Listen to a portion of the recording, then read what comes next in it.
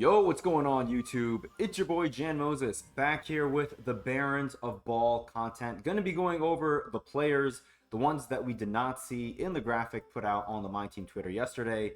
And then we're going to go over the agendas and some best practices to go over them, or to get them done, I should say, as we go over them. I did look at them very briefly earlier on stream. We're currently still live streaming on YouTube. Shout out to everybody who's in chat right now. I'm sure a lot of you guys have probably looked into the Hidden Gems collection yesterday when these 2 diamonds and 3 pink diamonds were shown in the graphic. But I want to quickly show you guys a few of these cards here. But we're not going to spend too much time on them because, unfortunately, at least on paper and for what I'm looking for in lower tier cards that I would want to bring into salary cap, this is really not that exciting of a set. Wesley Person really doesn't excite me all that much. I mean, his gold badges are pretty solid, and he's a 93 3-pointer, which was great. I don't know. I kind of feel like a lot of these cards are going to be missing out on some really key defensive badges just because, I think the whole theme of this set, Barons of Ball, is going to be based on players that are really gifted offensively, really gifted basket getters, if you will. And so we're going to be seeing some really nice offensive ratings, but they are going to be lacking defensively, and especially as we get lower into the tier, you're going to see a lot of these cards kind of drop off pretty hard.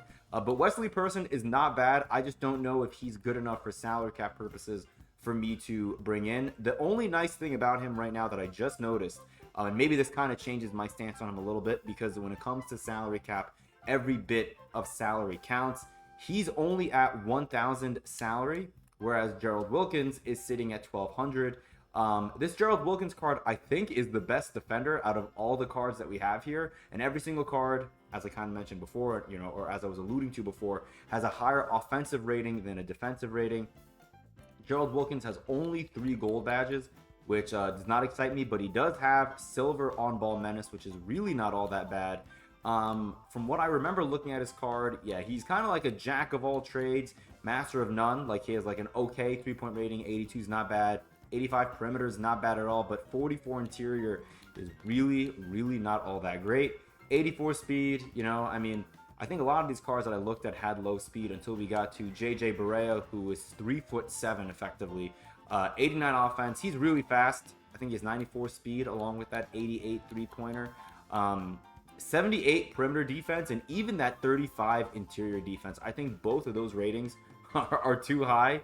I mean, a 5'10" point guard is not going to be, like, you could have given him 99 interior defense. I don't think you would have noticed.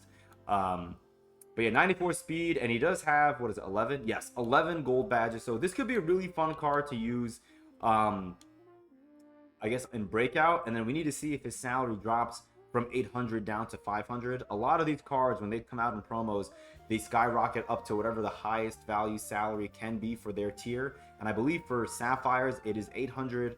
For Emeralds, I think it's 500, and then I think Rubies is 1,200.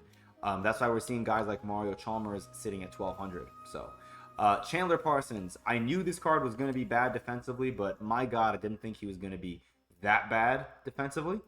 Only 2 gold badges, but I mean, Chandler Parsons was really only known for playing defense and having a mediocre podcast. No offense. 84 3-pointer, honestly thought this would be a little bit higher. This rating being as low as it is doesn't make it worthwhile for me to bring this card into salary cap, unless that jumper is absolutely butter. Because if you look at that defense, I mean, 58 perimeter, 52 interior, this is very realistic. That dude, even when he wasn't banged up, had like negative 25 lateral quickness in real life. He was the kind of player where if you got into a playoff series, you were running pick and roll to try to get him to switch onto your ball handler, on defense, and then you would just cook him every single time. So yeah, Chandler Parsons, not a great defender, and that's putting it very nicely. 73 speed, yeah, even that's generous. I mean, we have to see what that jumper is going to look like. Knowing my luck, if I get that 10-pack box from the agendas, at least I think it's a 10-pack box. I don't remember. If I get a 10-pack box and I get one card from the promo, it will be either Chandler Parsons or 3'7" Happy Meal JJ Barea. Jalen Rose, this is the promo for Knicks fans. We have 3 players from the Knicks in this set. 6'8" shooting guard. Kind of exciting at the Emerald tier. He's not really all that great. He only has bronze badges, which kind of sucks, but he does have 12 of them. I forget if it's his jumper or someone else's jumper at the hidden gems tier who's not great, but I think it might be Jalen Rose. If his jumper is solid, this card may be a really fun end of the bench card to bring in for salary cap, except for the fact that he has 70 speed, and I forgot his speed is that low. So disregard everything I said. This card is only good at being tall, unfortunately. Robin Lopez, another New York Knicks legend. Yeah, this card is not going to do anything for you. Only one gold badge. This card is not worth bringing into salary cap either. 72 mid, he's not bad, but I think he has 43 speed. Yeah, 43 speed. Not great. Ricky Rubio, Bill Wennington, not going to really go over these cards. Wennington has no badges. Ricky Rubio, I think, has only silver and lower. Yeah, he has silver dimer. Yeah, what's his 73? One of the rare cards with a higher three-pointer than a mid-range.